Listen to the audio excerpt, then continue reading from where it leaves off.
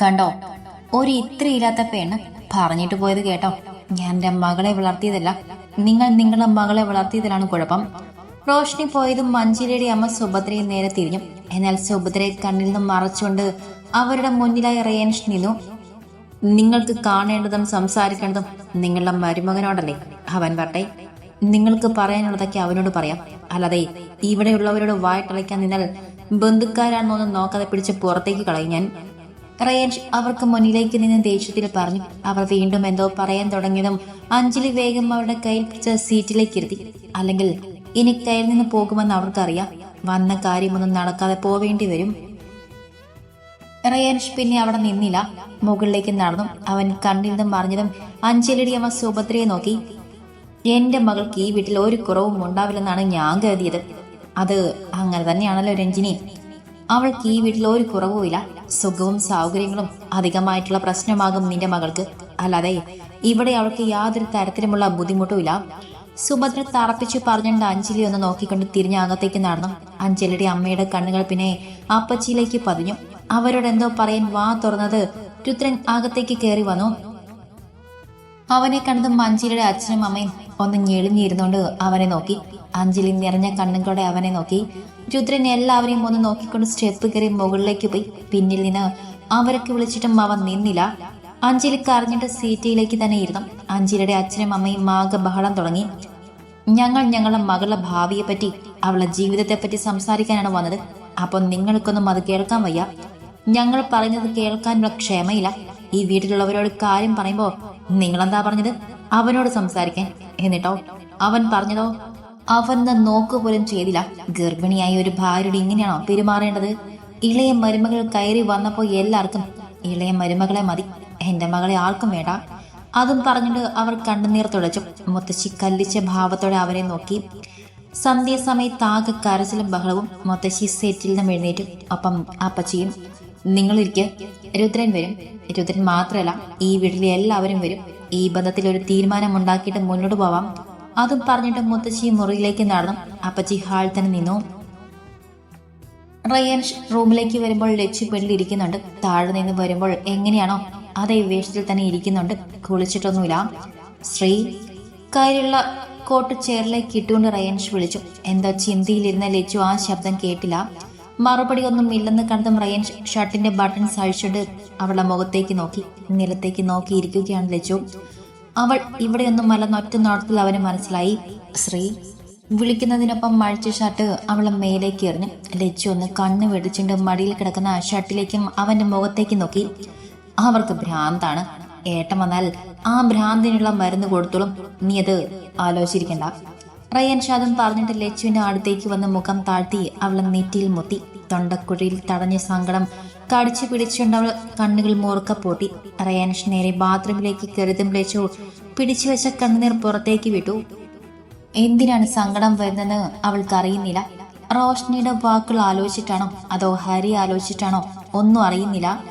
റയാൻഷിനോട് പറയണമെന്നുണ്ട്. പക്ഷെ ആരോട് പറഞ്ഞാലും അവർക്ക് ഹരിയെ തെറ്റിദ്ധരിക്കില്ലേ? അവനെക്കുറിച്ച് എന്തെങ്കിലും ചിന്തിച്ചാലോ എന്നുള്ള പേടിയാണ് അവൾക്കുള്ളിൽ. അതുകൊണ്ടാണ് റയാൻഷിനോട് പോലും പറയാൻ അവൾ ഭയക്കുന്നത്. റോഷ്നി അങ്ങോട്ടാണ് ഇഷ്ടം. പക്ഷെ പറഞ്ഞു വരുമ്പോൾ ആരും അങ്ങനെ കാണില്ല. കുറ്റം മുഴുവനും എല്ലാരും ചേർന്ന ഹരിയുടെ തലയിൽ ചാതം. ലച്ചുവിന് ഓരോന്നും ആലോചിച്ച് സങ്കടം വന്നു. എങ്ങനെ ഈ സാഹചര്യം മറികടക്കുമെന്ന് അവൾക്കറിയുന്നില്ല. ബെഡിൽ നിന്നും എഴുന്നേറ്റ് ടേബിളിരിക്കുന്ന ഫോൺ എടുത്ത് ഹരിയുടെ നമ്പറിലേക്ക് വിളിച്ചു. റോഷ്നി ഈ കാര്യം പറഞ്ഞപ്പോൾ എന്തായിരിക്കും അവന്റെ മാനസികാവസ്ഥ എന്നതായിരുന്നു അന്നേരം അവളുടെ ഉള്ളിൽ. 1-2 റിങ്ങുകൾക്ക് അപ്പുറം ഫോൺ അറ്റൻഡായി. ഏട്ടാ, കഴിവിന്റെ പരമാവധി സങ്കടം പുറത്ത് കാണിക്കാതെ അവൾ വിളിച്ചു. അത് വിജയിച്ചു. അവൻ ആ ശബ്ദത്തിലെ മാറ്റം മനസ്സിലായില്ല. ആ, എന്താ ഈ നേരത്ത്? വീട്ടിലെത്തിയിട്ടല്ലേ ഉള്ളൂ. ഈ നേരത്തെ ഒരു വിളി പതിവില്ലല്ലോ. എന്തു പറ്റി? ഹരി ചോദിക്കുമ്പോൾ പെട്ടെന്ന് ഒരു ഉത്തരം അവളുടെ നാവിൽ വന്നില്ല. കുറച്ച് മുൻപ് വരെ അവന്റെ കൂടെ ആയിരുന്നല്ലോ അവൻ. വീട്ടിലേക്ക് അവൾ ഇങ്ങോട്ടും ഇറങ്ങിയിട്ട് 1 മണിക്കൂർ ആയിട്ടേ ഉണ്ടാകും. ചുമ്മാ ഒന്ന് വിളിക്കണമെന്ന് തോന്നി. ഇവിടെ ഞങ്ങൾ വന്നപ്പോ രുദ്രേട്ടന്റെ ബന്ധുക്കാരൊക്കെ വന്നിട്ടുണ്ടായിരുന്നു. എന്തോ പ്രശ്നമുണ്ടെന്ന് തോന്നുന്നു. ആവശ്യമില്ലാതെ അതിലൊന്നും അഭിപ്രായം പറയാൻ പോവരുത് എന്ന് കരുതി മാറി നിൽക്കുകയും ചെയ്യരുത്. അളിയന്റെ ഒപ്പം നിൽക്കണം കേട്ടോ. ഹരി പറയുമ്പോൾ ലച്ചു ഒന്ന് മൂളി.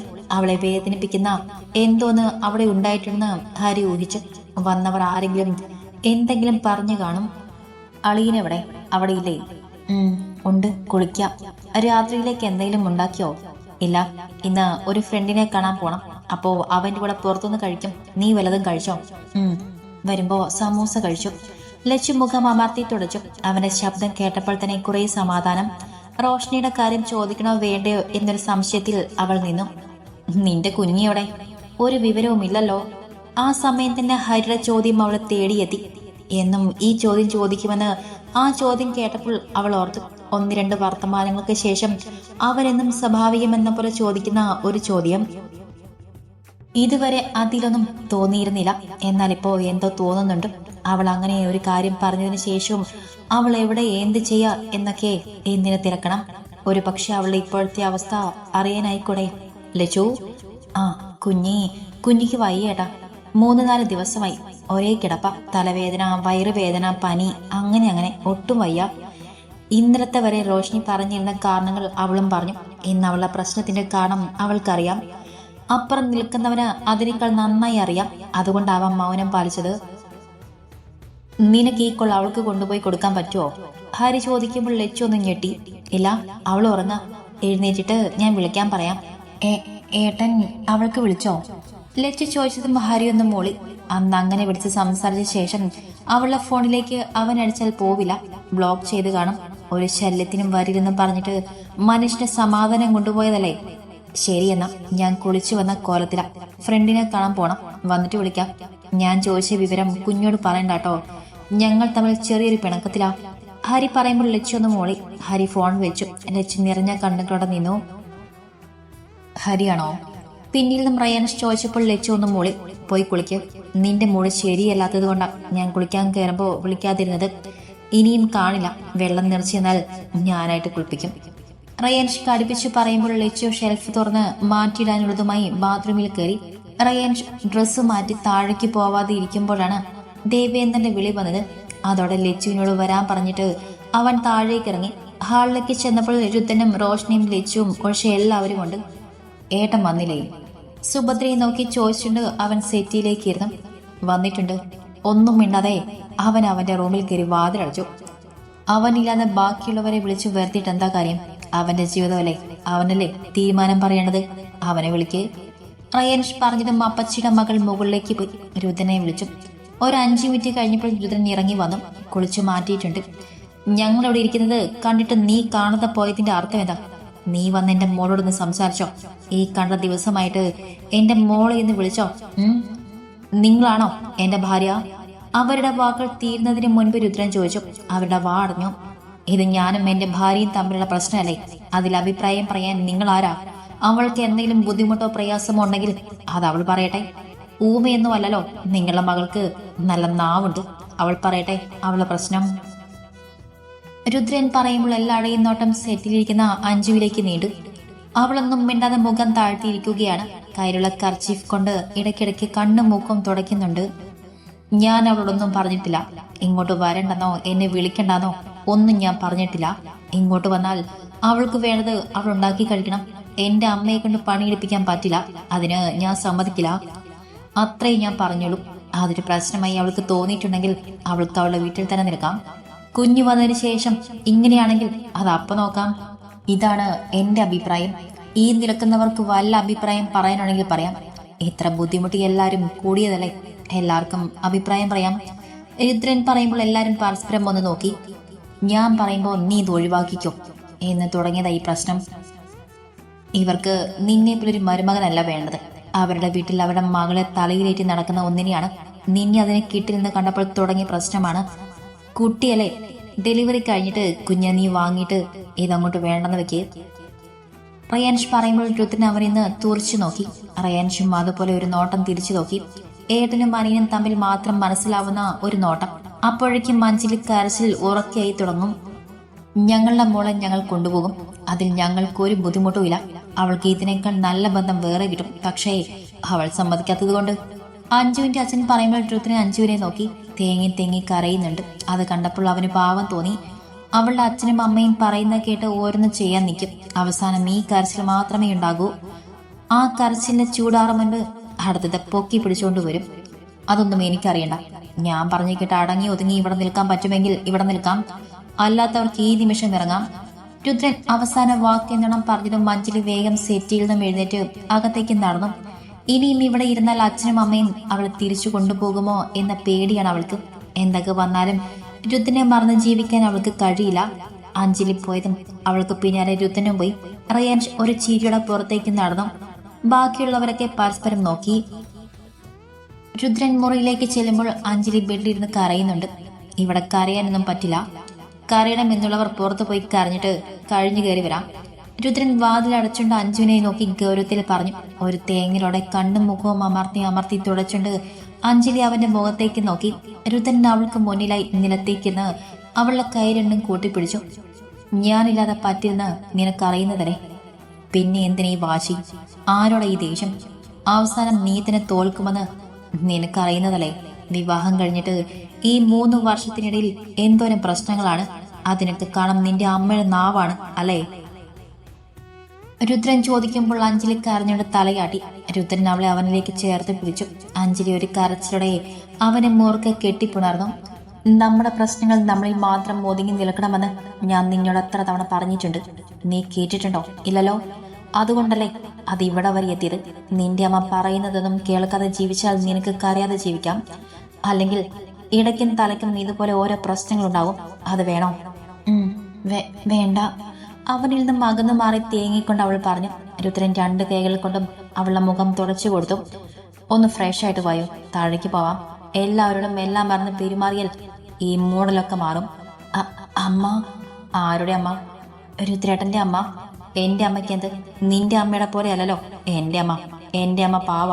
നീ ഒന്ന് ചിരിച്ചു കൊടുത്താ, അല്ലെങ്കിൽ കണ്ണിൽ വെള്ളം നിറച്ചാൽ എന്റെ അമ്മയുടെ എല്ലാ പിണക്കവും മാറും. അതിന് എന്റെ അമ്മയ്ക്ക് പിണക്കവും കാണില്ല. അമ്മ വിളിച്ചാൽ നീ ഫോൺ എടുക്കാത്തതും അമ്മ കാര്യമാക്കി കാണില്ല. പോയി മുഖമൊക്കെ കഴുകി ഡ്രസ്സ് മാറ്റി വാ. മുഖം തുടച്ചു കൊടുത്തുകൊണ്ട് പറയുന്നതിനൊപ്പം രുദ്രൻ നിലത്തുനിന്നും എഴുന്നേറ്റു. അപ്പം മഞ്ജുവിനെ എഴുന്നേൽപ്പിച്ചു.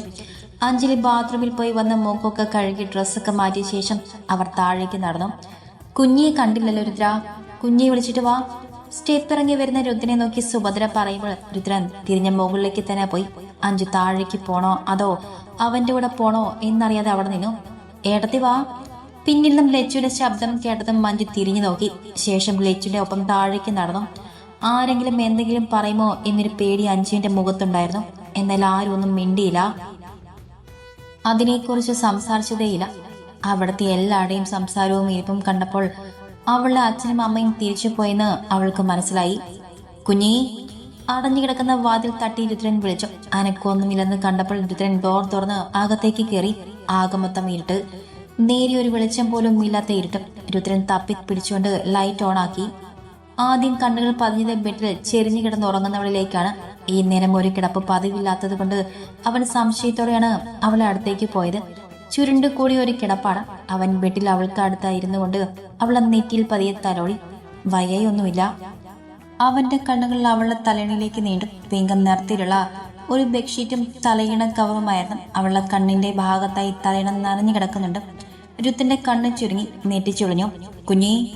അവളുടെ കയ്യിൽ പതിയെ തട്ടി വിളിച്ചതും അവളൊരു ഞെട്ടലോടെ കണ്ണ് തുറന്ന് ചാടി പടഞ്ഞുകൊണ്ട് എഴുന്നേറ്റു. ഒരു പിടപ്പോടെ ചുറ്റും നോക്കുന്നതും രുത്തിനെ കണ്ടപ്പോൾ അവളൊന്ന് ഞെട്ടിയതുപോലെ. പിന്നെ മുടി ഒതുക്കിക്കൊണ്ട് അവൾ നേരെയിരുന്നു. എന്തു പറ്റി? വല്ല സ്വപ്നവും കണ്ടോ? അവളുടെ കവളിൽ തലോടിക്കൊണ്ട് രുദ്രൻ ചോദിക്കുമ്പോൾ അവൾ തല കുലുക്കി. താഴ്ന്ന അവളുടെ മുഖം രുദ്രൻ പിടിച്ചുയർത്തി. എന്തു പറ്റി? ഈ നേരത്തെ ഒരു കിടപ്പ് പതിവില്ലല്ലോ. രുദ്രൻ അവളുടെ മുഖത്തേക്ക് സൂക്ഷിച്ചു നോക്കിക്കൊണ്ട് ചോദിച്ചു. വയ്യ. അവരെ നോക്കാതെ മറുപടി പറഞ്ഞു. രുത്തിന്റെ പുരികം വളഞ്ഞു. 3-4 ദിവസമായാലോ ഈ വയ്യായിക. ഹോസ്പിറ്റലിൽ പോണോ? രുദ്രൻ ചോദിക്കുമ്പോൾ അവൾ വേണ്ടെന്ന് തലയാട്ടി കാണിച്ചു. എന്നാ പോയി ഫ്രഷ് ആയിട്ട് വാ. താഴെ നിന്നെ അമ്മ വിളിക്കുന്നുണ്ട്. ഈ നേരത്തെ റൂമിൽ കയറി വാതിലടച്ച് ഒരു കിടപ്പ്. ഗൗരവത്തിൽ പറഞ്ഞുകൊണ്ട് അവൻ ബെഡിൽ നിന്നും എഴുന്നേറ്റു. റോഷ്നിയും ബെഡിൽ നിന്ന് ഇറങ്ങി.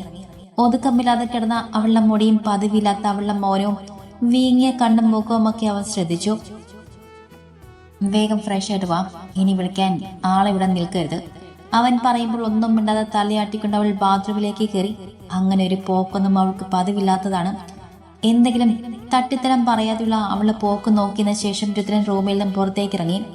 റോഷ്നി ഒന്ന് മേലെ കഴുകി ഡ്രസ്സ് എല്ലാം മാറ്റി മിററിന്റെ മുന്നിൽ വന്നു നിന്നും. ഇപ്പോഴും ഒരു ഉഷാർ വന്നിട്ടില്ല. ആകെ മൂടിക്കെട്ടിയ പോലെ, വയ്യാത്ത പോലെ. മുഖം ഒന്നുകൂടെ അമർത്തി തുടച്ച ശേഷം മുടി മൊത്തത്തിൽ കെട്ടിവെച്ച് ഒരു ക്രോം വിട്ടു. ശേഷം പുറത്തേക്കിറങ്ങി. താഴേക്ക് ചെല്ലുമ്പോൾ എല്ലാവരും ഹാളിലുണ്ട്. അവളുടെ കണ്ണുകൾ ആദ്യം പതിഞ്ഞത് അഞ്ജുവിലാണ്. രുദ്രന്റെ അടുത്ത സീറ്റിലിരിക്കുകയാണ്. അഞ്ജു റോഷനെ നോക്കിയതും അവൾ അഞ്ജുവിൽ നിന്ന് മുഖം മാറ്റി തിരിച്ച് അടുക്കളയിലേക്ക് നടന്നു. നിന്റെ തലവേദന ഇതുവരെ മാറിയില്ലേ? എന്ത് തലവേദനയാണിത്?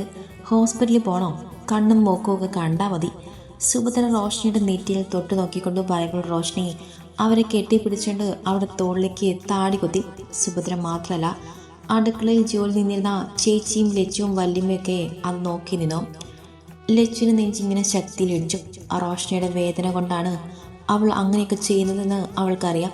അറിയാതെ അവളുടെ നാവിൽ നിന്ന് എന്തെങ്കിലും വന്നു പോയാൽ അതിൻ്റെ ഭവിഷ്യത്ത് അനുഭവിക്കാൻ പോകുന്നത് അവളുടെ ഏട്ടനാകുമോ എന്നൊരു പേടിയാണ് അവൾക്ക്. കുഞ്ഞി, എന്ത് പറ്റി? അമ്മയുടെ കുഞ്ഞിന് വയ്യേ? അവളെ വാടി തളർന്നുള്ള ആ നിൽപ്പും മുഖവും കണ്ടിട്ട് സുഭദ്രയ്ക്ക് സഹിച്ചില്ല. റോഷ്നി ഒന്നും മിണ്ടാതെ അവരിൽ നിന്നും അകന്നു. അവളുടെ കണ്ണുകൾ ചെറുതായിട്ടുണ്ട്, വീങ്ങിയതുപോലെ. നല്ല തലവേദനയുണ്ട്, ഇന്നും മാറിയില്ലെങ്കിൽ നാളെ ഹോസ്പിറ്റലിൽ പോവാം.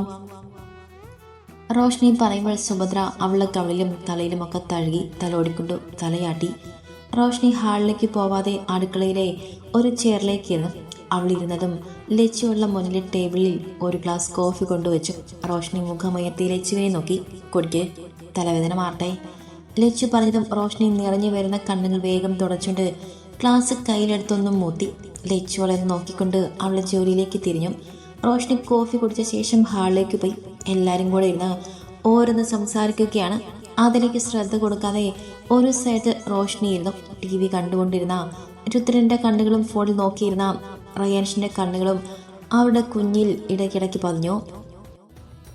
കിച്ചു, ദേവേന്ദ്രൻ വിളിച്ചതും അവന്റെ കണ്ണുകൾ റോഷ്നി അദ്ദേഹത്തിലേക്ക് നീണ്ടു. ഹരിയുടെ ആ ബന്ധം വേണ്ടെന്ന് വെച്ചില്ലേ? അവന് ആ കുട്ടി ഇഷ്ടമായില്ലല്ലോ? അദ്ദേഹം ചോദിക്കുമ്പോൾ അവനില്ലെന്ന് തലയാട്ടി. അവന്റെ കണ്ണുകൾ റോഷ്നിയിലേക്ക് നീണ്ടു. അവളുടെ ശ്രദ്ധ ഇപ്പോൾ ഇവിടെയാണ്, കണ്ണുകളും ഇവിടെയാണ്. നമ്മുടെ അക്കൗണ്ട് സെക്ഷനിലെ മാനേജർക്ക് ഒരു മോളുണ്ട്. നമ്മുടെ കുഞ്ഞിയുടെ പ്രായമുണ്ടാകും. ആ കുട്ടിക്ക് നല്ല ബന്ധം നോക്കുന്നുണ്ടെന്ന് പറഞ്ഞു. ഹരിക്ക് ആ കുട്ടിയെന്ന് പറഞ്ഞു കൊടുത്താലോ? ദേവേന്ദ്രൻ ചോദിച്ചതും റയൻഷ് ഒന്നും മിണ്ടാതെ റോഷ്നിയെ നോക്കി. അവളും അവൻ്റെ മറുപടിക്ക് കാത്തു നിൽക്കുകയാണ്. അവൻ എന്താണ് പറയാൻ പോകുന്നതെന്ന് അറിയാനുള്ളൊരു നോട്ടം. അല്ലെങ്കിൽ നീ അവൻ്റെ നമ്പർ ഇങ്ങോട്ട് തായോ, അല്ലെങ്കിൽ അവൻ്റെ അച്ഛൻ്റെ ഏട്ടൻ്റെ നമ്പർ ആയാലും മതി. നമുക്ക് വിവരം പറയാം. ബാക്കിയൊക്കെ അവർ അന്വേഷിച്ച് കണ്ടുപിടിച്ച് ചെയ്യട്ടെ. അതിൻ്റെ ശരി. നല്ല കുട്ടി, അവൻ ഇഷ്ടപ്പെടും. ഒരു സാധാരണ കുടുംബമാണ്. അവനെ കണ്ടിട്ട് അതൊന്നും അവനൊരു പ്രശ്നമല്ലെന്ന് തോന്നി. നല്ല ചെറുക്കനല്ലേ? ആർക്ക് വേണമെങ്കിലും ധൈര്യമായി പറഞ്ഞു കൊടുക്കാം. നമ്മുടെ ചെക്കനല്ലേ? അങ്ങനെ ആർക്കും പറഞ്ഞു കൊടുക്കണ്ട. അത്ര നല്ല ചെക്കനൊന്നുമല്ല.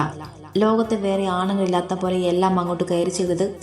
ടേബിളിരുന്ന കുപ്പിയെടുത്ത് നിലത്തേക്ക് എറിയുന്നതിനൊപ്പം റോഷ്നിയുടെ ശബ്ദം അവിടെ മുഴങ്ങി കേട്ടു. എല്ലാവരും അവളെ മിഴിച്ചു നോക്കുമ്പോൾ റയൻഷ് സെറ്റിൽ നിന്ന് എഴുന്നേറ്റ് അവളുടെ അടുത്തേക്ക് നടന്നു. റോഷ്നി അപ്പോഴേക്കും കരഞ്ഞു തുടങ്ങിയിട്ടുണ്ട്. കുഞ്ഞി. റയൻഷ് അവളുടെ തോളിൽ തൊട്ടതും അവൾ എഴുന്നേറ്റ് അവനെ കെട്ടിപ്പിടിച്ച് പൊട്ടിക്കരഞ്ഞു. റയൻഷ് അവളുടെ പുറത്ത് കൈ തട്ടി ആശ്വസിപ്പിക്കുമ്പോൾ നോട്ടം അടുക്കള വാതിൽക്കിലേക്ക് നീണ്ടു. സുഭദ്രയെ അടുത്ത് പേരോടെ കണ്ണും വീഴ്ച നിൽക്കുന്ന ലച്ചു. അവളുടെ ഏട്ടനെക്കുറിച്ച് റോഷ്നി പറഞ്ഞു കേട്ട് ഞെട്ടിലാകാം ആ മുഖത്തുനിന്ന് അവൻ കരുതി. ഇവിടെയുള്ളവരൊക്കെ എന്താ ഏട്ടാ ഭ്രാന്തം? 3-4 ദിവസം നിന്നെപ്പോലെ അച്ഛനും അമ്മയും ഇല്ലാത്ത ഒരുത്തിന് ആരെങ്കിലും പെണ്ണ് കൊടുക്കുമെന്ന് ഈ വീട്ടിലുള്ളവർ ചോദിക്കുന്നത് കേട്ട് കണ്ണ് നിറച്ചു പോയതാ. ഇന്നാ ഇറങ്ങിപ്പോയവന്റെ നല്ലത് പറഞ്ഞ് അവൻ ആ പെണ്ണ് ആലോചിക്കാം. അതും പറഞ്ഞിട്ട് റോഷ്നി അവളെ കണ്ണുകൾ തുടച്ചു. രുദ്രൻ സെറ്റിൽ നിന്നും എഴുന്നേറ്റ് അവളുടെ അടുത്തേക്ക് വന്നു. എല്ലാവരും റോഷ്നിയെ മിഴിച്ചു നോക്കി നിൽക്കാം. അവൾ എന്തിനാ കരയുന്നത്? അതിനെന്താ? അതൊരു നല്ല കാര്യമല്ലേ? അവനോട് അങ്ങനെ ഒരു കാര്യം പറഞ്ഞ വീട്ടിൽ നിന്ന് തന്നെ അവന് നല്ലൊരു പ്രപ്പോസൽ വന്ന് കൊടുക്കുമെന്ന് പറഞ്ഞാൽ അത് അവന്റെ മിടുക്കലേ? അങ്ങനെ വേണ്ടേ കരുതാൻ? എന്നിട്ടെന്താ ആ മിടുക്കിന് നിങ്ങളാരും എന്നെ പറഞ്ഞു കൊടുക്കാത്തത്? എന്നെ എന്താ അവനോട് കെട്ടാൻ പറയാത്തേ? ഞാൻ പറഞ്ഞിട്ടും അവനെന്താ എന്നെ കെട്ടാത്തേ? എന്താ എന്നെ ഇഷ്ടമില്ലെന്ന് പറയുന്നേ? ഞാൻ അത്രയ്ക്ക് മോശാ? രുദ്രൻ നേരെ റോഷ്നി വാശിയുടെ ചീറുമ്പോൾ രുദ്രൻ വാ തുറന്ന് ഞെട്ടിക്കൊണ്ട് റയൻഷിനെ നോക്കി. അവ ലച്ചുവിനെ നോക്കി നിൽക്കുന്നുണ്ട്. ലച്ചു ആണെങ്കിൽ കണ്ണിൽ വെള്ളം നിറച്ചിട്ട് വാ പൊത്തി നിൽക്കുന്നുണ്ട്. സുഭദ്രയാണെങ്കിൽ ചുമലിലേക്ക് ചാരി കണ്ണു മിഴിച്ച് നിൽക്കുന്നുണ്ട്. ഏകദേശം എല്ലാവരുടെയും ഭാവം അതൊക്കെ തന്നെയാണ്. രുദ്രൻ എല്ലാവരിൽ നിന്നും കണ്ണുകൾ മാറ്റി റോഷ്നിയെ നോക്കി. അവളാണെങ്കിൽ മൂക്ക് വലിച്ച് കണ്ണുകൾ അമർത്തി തുടച്ചെന്തോ പറയാൻ വരികയാണ്. രുദ്രൻ ആ നിശ്വാസം വലിച്ചു വിട്ടു.